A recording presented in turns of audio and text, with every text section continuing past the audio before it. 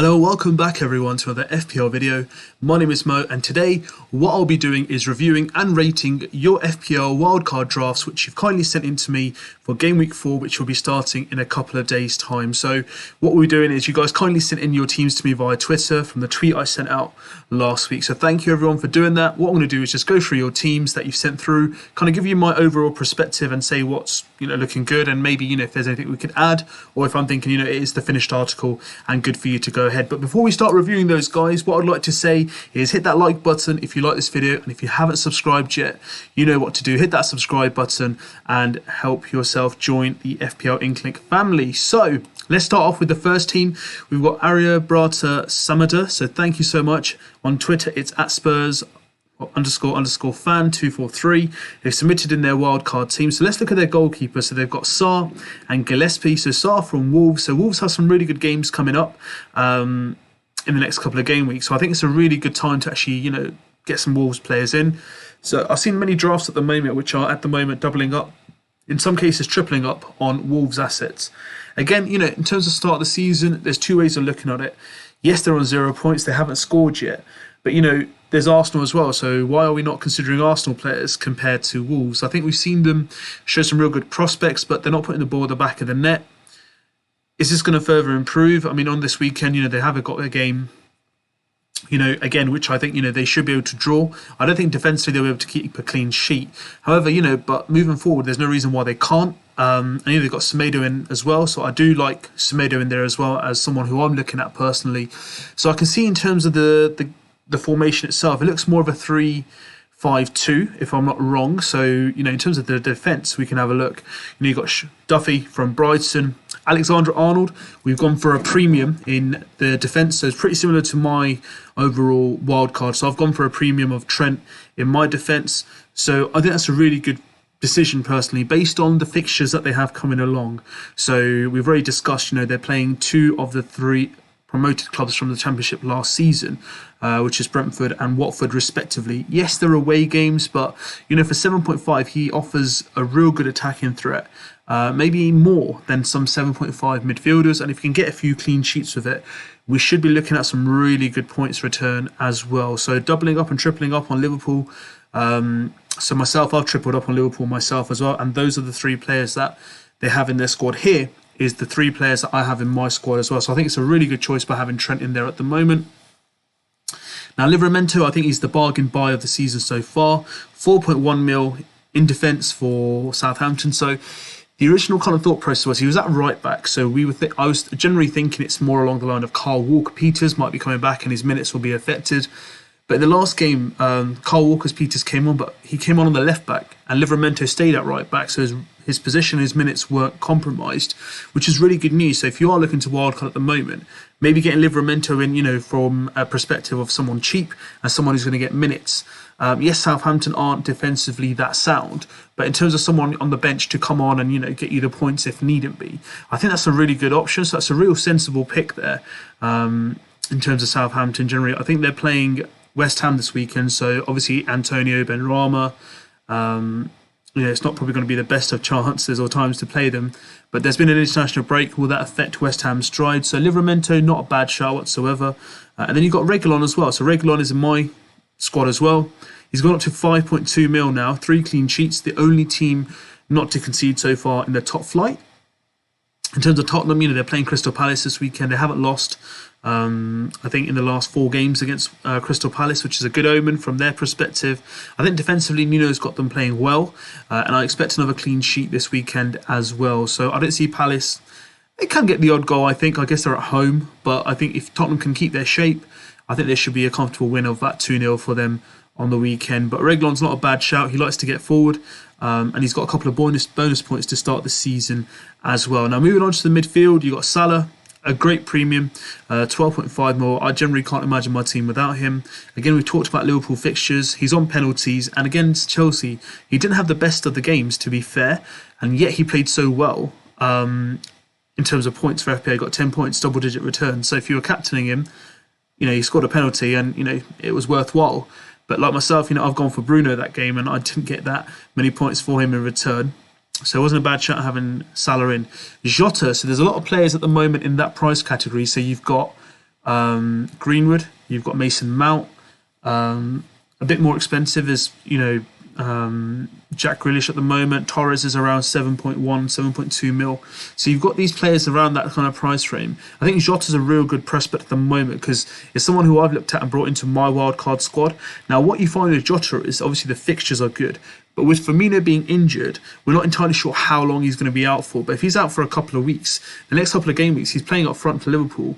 It's a real good asset. And, for 7.6 mil in such an attacking team with the fixtures they have coming up, I just think it's a really good time for, getting him into your squad and really taking advantage of it. Because he's already scored 2 goals so far. Could have so easily scored in his last game against Chelsea as well. But what I'm thinking generally, from that perspective, they looked more potent and more threatening once Firmino went off and Jota came on against Chelsea. So he's shown some really good ability. And, he's an out-and-out goal scorer. I think he's highly underrated. And I think he's highly underpriced as well. I would have, expected around 8.5 this season.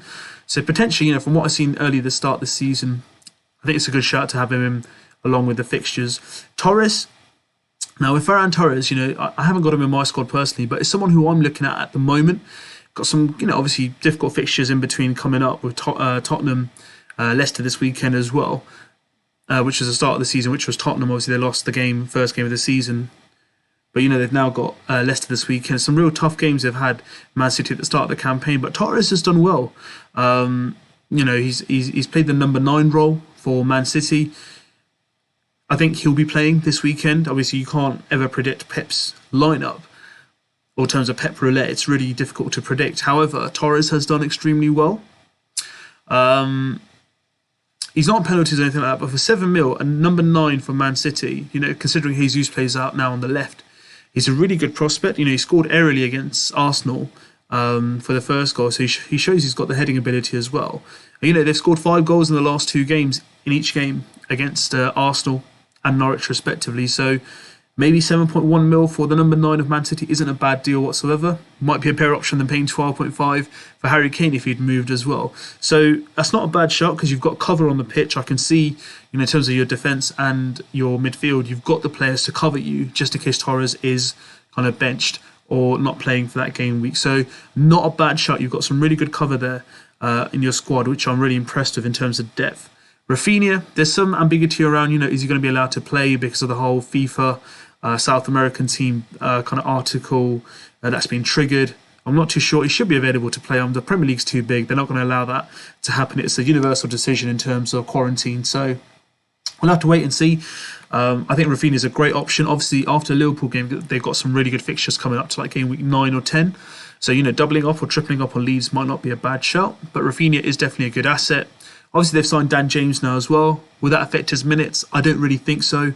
So not a bad shout whatsoever. Along with Benrahma, he had a quiet game last game, 1 shot on goal and 1 chance is created. So we shouldn't really look that much into that. He started a phenomenal start to the season along with Antonio. We just got to wait and see if he can deliver this weekend against Southampton, which I think he should be able to. Obviously, with the new signings, they've got Europe coming up. It might affect his minutes, but with the form he's in, I don't think Moyes is going to be dropping him any time soon. So I can see the king himself, Ronaldo, in the squad. I'm really proud of that. Let's hopefully he starts against Newcastle this weekend. He's Mr. Big. He's the big show himself. He's going to bring around the crowd. A lot of people are going to doubt him at the start because of his age and whatnot. He's going to be an out-and-out striker. He's going to be number 9 for Manchester United, and we've always known that they've got the talent, they've got the ability to create chances, but there's no one ready to finish it. But with Ronaldo, I've got him in my squad, and I think it's a really, really good shout. Next, we've got Antonio, the king of the points so far, top of the points tree at the moment in FPL. Great shout up front. So 2 really good strikers, 1 mid-price, 1 full kind of high premium range price. I really like that. And you've got Scarlett from Tottenham as well in your team. But I think Antonio's fixture against Southampton is really good. In terms of captaincy, I can't really see who your captain's going to be this week. So it could be either Antonio, Ronaldo or Salah, which will be quite interesting to see. Unless you're going to go left wing and choose Jota or Torres. Would not be surprised whatsoever. But I think overall a really good squad. Could I add anything to this squad? I don't think so, because I think what I do like about this squad, is the fact that you've got cover for players like Jota and Torres. So you've got Duffy, Semedo, Livramento. You've got 5 defenders who pretty much are guaranteed to play pretty much week in, week out at the moment. And you've got some good cover in terms of your midfield as well. Only person who I'm probably looking at the moment is Scarlett. Not too sure about his minutes. But overall, I'm giving it a big thumbs up. I really like this draft. Well done for your draft. And thank you so much for submitting it. Now, moving on to our second draft. It's FPL_Ashtonism. In brackets Ashton, so the Twitter handle is written there as well.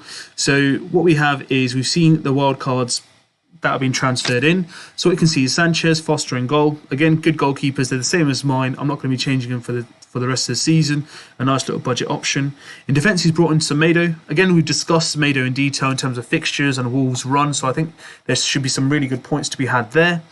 He's got Luke Shaw like myself. I really like the Luke Shaw option. So 5.5 mil. I know he hasn't had the desired start so far. Had over like 56% ownership at the start of the season, but it's around 46% now. So people are starting to lose patience with him. But I think he'll come good. Obviously, they've got Newcastle this weekend, and they've got some tough games like West Ham and Leicester in the next couple of game weeks. But I still think there'll be opportunities for him to create something from the wing, through free kicks, and even corners that he does take. Alexander-Arnold, they've gone for a premium as well in this defence, which I like.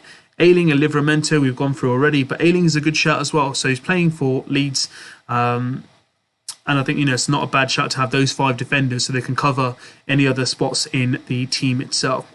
Torres has been brought in, so I'm not sure at whose expense, but again, it's a really good shout. If he gets the minutes, he's in form. We can really look to get some solid minutes underneath that as well. Mo Salah, chosen again against his my squad and the squad we've discussed previously. Fixtures look good. He looks in good form. And I think generally, even with Leeds, I think there's some really good points to be had. He's a really good favourite captaincy option at the moment. The highest captaincy options for me this week are going to be the 3. Actually 4, actually. Lukaku, Salah, Ronaldo, and probably Antonio, in my opinion. So we'll have to wait and see who gets the captaincy armband. Greenwood, so it's really refreshing to see Greenwood in a draft. I haven't seen many drafts where Greenwood still win. He scored in all 3 games. And what a great goal that was against Wolves in the last game. Will his impact his minutes with Ronaldo arriving? I don't think so. So I think what will happen is eventually he'll go to the right. On the left, there was Dan James in the last game. I think on the left, they'll bring out probably Martial. So we'll have to wait and see, how Ollie plays that generally. So I think, up front it's going to be Ronaldo, potentially with Cavani as well. But you can actually see, maybe Bruno just behind Ronaldo. And on the left, we can potentially have Martial. Rashford's injured at the moment. So we'll have to wait and see. So there's a lot of attacking potential there. But Greenwood, I think he won't be compromising his minutes. He's had a good start. And he can definitely get some goals against Newcastle as well, which I'm predicting potentially could be 3 or 4-0. Maybe 4-1 to Manchester United, if all goes well. Jota's been brought in again, which I really like. So they've got some really good spread of funds across, Torres, Greenwood and Jota. So I think I really like that decision. We've already discussed about his fixtures that he's got coming up. And in regards to the points he scored so far, Liverpool looked a bit more threatening with Jota than Firmino, in my opinion. Josh Brownhill from Burnley, not a bad shout. 4.5 mil. He played probably 2 points week in, week out. So a nice little option to have. In terms of the front 3, so you got Armstrong, Antonio and Ronaldo. So Armstrong's been really impressive for Southampton. He's got a couple of goals so far.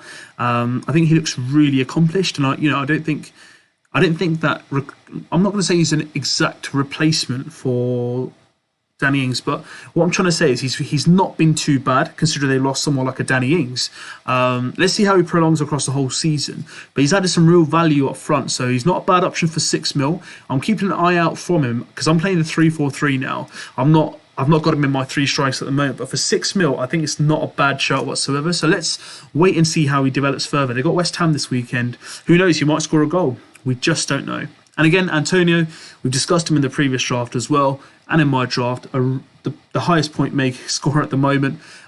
He's owned by over 50% of managers, rightfully so as well. And Ronaldo's been brought into this draft. So if I was to look at this and see how they'd potentially play this, so 4 in the midfield, 3-4-3 potentially. So I'd probably go Semedo, Shaw, Alexander-Arnold, and then I'd go Torres, Salah, Greenwood, Jota, and then the 3 up front. In terms of captaincy, again, Salah, Ronaldo, or even Antonio could be a good shout. Let's see who you bring in. But overall, I really like this squad. Is there anything I'd like to add to this, or I think I will change? I mean, potentially not. I mean, an alternative you could look at. It's just a suggestion. It's nothing. I think it's a great squad. If you were to downgrade, let's say Armstrong to a 4.5 attacker, and let's say you like to upgrade maybe an Ailing to a 6 mil defender, someone like a Diaz or somewhere, that could be something you consider to go 4-4-2. But if you want to stay with 3 strikers, that's entirely your choice as well. Or unless you want to upgrade one of your midfielders, so maybe like a 9 mil, like a Mahrez or somewhere. I know he doesn't get general minutes, but he's amazing in terms of returns. Or just upgrade, the Brownhill by 1 mil to Damari Gray and play 3-5-2. That could be an option as well. Again, there's some other options we can potentially look at, but overall, I really like this draft. A big thumbs up from me on this one. Moving on to the next draft is Shaggy. So the Twitter handle is listed there as well. And again, I've looked at this squad and I think it's a really strong squad. A few differentials in here which I really like, which we'll go through right now for you. So Sanchez and Foster in goal, which again we've discussed is a pretty popular combination, and he selected him already. Ben White against Norwich, a really good shout, coming back from COVID. He didn't really have the best of games in his first game against Brentford, but it's his first game for a new club at Brentford. It wasn't an easy game. For 4.5 mil, I must say, I had him in my squad for game week 1, so not a bad shout whatsoever. And then we've got Coleman. Now, Coleman got a goal, or I think it was an assist in one of the games. So he's already got a goal return against Burnley at home. Again, it should be a clean sheet potential because Burnley don't really score many goals in the Premier League. They score the odd 1 or 2 in a game. So again, that's a good option. It's nice to see someone different in a squad. And I think Everton have one of the best fixture runs until game week 10 from the first game week. So I really like that pick there. I mean, Digne has been quite popular, but Coleman, not a bad shout whatsoever. In terms of Dyer, I think that's not a bad shout either. So he's going to play minutes. He's centre back for Spurs, and he does take like free kicks and stuff. So clean sheets, not too bad. Personally, I'd try to get in Reguilon if possible. But Dyer, again, I don't think he's a bad shout whatsoever. So I really like the look of that defence. It's quite unique and it's quite differential. And then you've also got you got Nico Williams on the bench from Norwich, and I think you've also got Johnson as well from Burnley. So I can really see this. He's got backup in terms of Williams if one of the defenders don't play. In the midfield, we'll start with Traore. So, Adama Traore, one of my favourite topics in one of all my streams and videos. Now, personally, I'm not going for him. They've done really well to keep hold of him, by the way. And in terms of Wolves, the only thing he lacks is the finished product. If he could improve his finishing, he'd be in my team pretty much on a regular basis. Playing Watford away, again, both teams have got off to a reasonable start. Obviously, Wolves haven't got any points on the table. But, if he can turn up with his shooting boots and get some returns, maybe from attacking sense as well for Jimenez, might be a really good shout. So I've seen some drafts going for Traore, so that's not a bad shout. I personally have gone for Rafinha. That's my personal appearance. Even though he's got better fixtures, but I think after the Liverpool game, Rafinha will have better fixtures. Mason Mount, refreshing to see. I haven't seen Mount in many drafts that I've seen personally. Aston Villa at home, and then after game week 7, they have one of the best runs in terms of fixtures for Chelsea. So it's really good to get a Chelsea player in right now. And for 7.5 mil, you can't really go wrong. And they've got a really good record against Aston Villa at home recently as well. So it'll be nice to see how he fares up. So not a bad shout whatsoever. So a lot of people have gone for like Greenwood, Jota, Torres. But Mount, it's interesting to see that choice. Maybe downgrading Mount to Torres and getting that 0.5 mil to get Dyer up to Reguilon could be something that you could consider. But I do like that combination. So if that's how you want to keep it, please do. You've also got Son in the game. I don't know about his injury front at the moment. He may be injured for this weekend from international duty. He's got him on captaincy. I like that differential option. Crystal Palace. So the only thing I'd really want to watch out for, Shaggy, is he going to be fit and available? Because I think, there might be like a triangle or one of those alerts now, but I think I heard the other day he might not be available for the Crystal Palace game. So if he's not, it might be worthwhile just considering, if you played your wild card just for 1 week, considering just changing him for 1 week in itself. Then you've got Salah. We've discussed him already in terms of fixtures against Leeds very well. So nice little midfield there. And they've got Mendy, who's injured in there as well. So I'm not sure if you are playing your wild card, maybe get rid of Mendy and bring in someone who's not got an injury next to them. And up front, we've already discussed Antonio, really good shout, Southampton, Ronaldo against Newcastle. And they've got Calvert-Lewin, so that's the same front line as me against Burnley at home. Now, he scored 3 out of 3. He's on penalties, so there was a bit of a penalty drama last time for Everton, but one thing's been clarified by Rafa is he will be taking penalties regardless. So that's good news to hear. from Calvert Lewin's perspective. So for me personally, you know, I think that's a really good balanced team. There's a few changes that I've just mentioned in terms of injury fronts that I'd look at in terms of Son and Mendy, but otherwise I'm really quite content with that squad, Shaggy. So a big thumbs up from me as well. So that was me rating your drafts, guys. That's my overall video. So thank you for all who have submitted their draft in. I really appreciate your time and thank you so much for submitting that in. I hope you've enjoyed it. I played my wild card already.